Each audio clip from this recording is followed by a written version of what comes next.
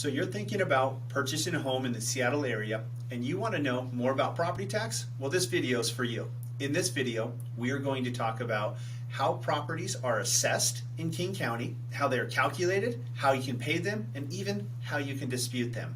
And I have paid hundreds of thousands of dollars in property tax, so it is my honor to do this video to shed light on what property taxes are, why we pay them, and how it helps the community. So how does Washington stack up compared to the rest of the nation when it comes to the amount of property tax that we have to pay? Believe it or not, it's not too bad compared to places like New Jersey, Illinois, New Hampshire that are all above 2% tax rate.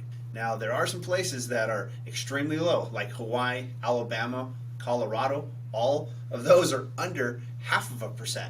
So Washington falls right about in the middle. On average, it's about 1% of the tax assessed of the value that you will pay in property tax. However, when you start looking at the tax assessed value, most of the time it'll be assessed less than what the house is really worth when it comes to true value. I see it anywhere from 10, 20, and sometimes 30% under what the actual value of the house is.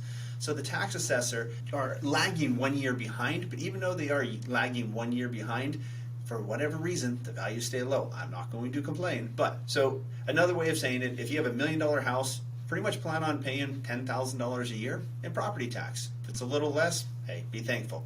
Every house in King County is individually assessed.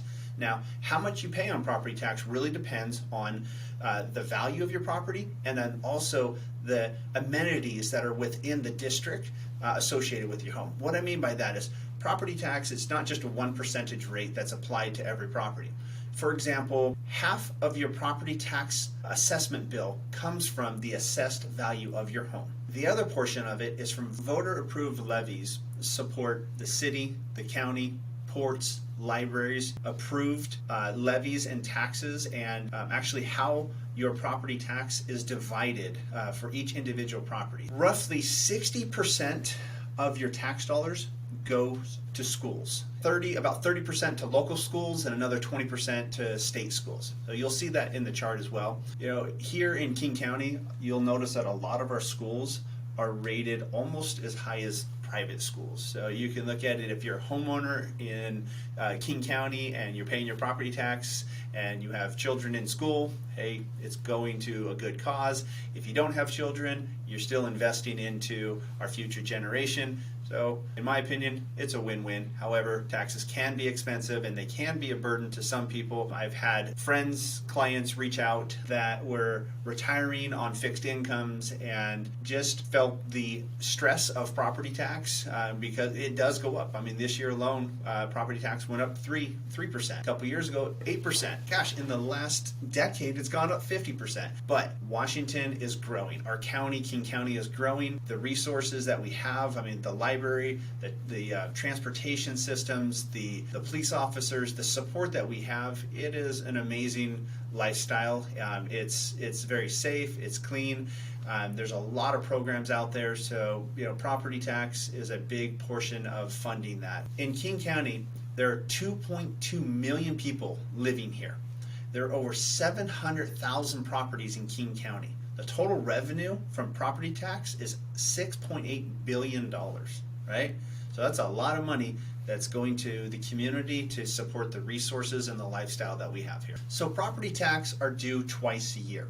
Once on May 2nd and the other time is on October 31st. So you can't dispute your property tax, but you can dispute your property tax assessed value.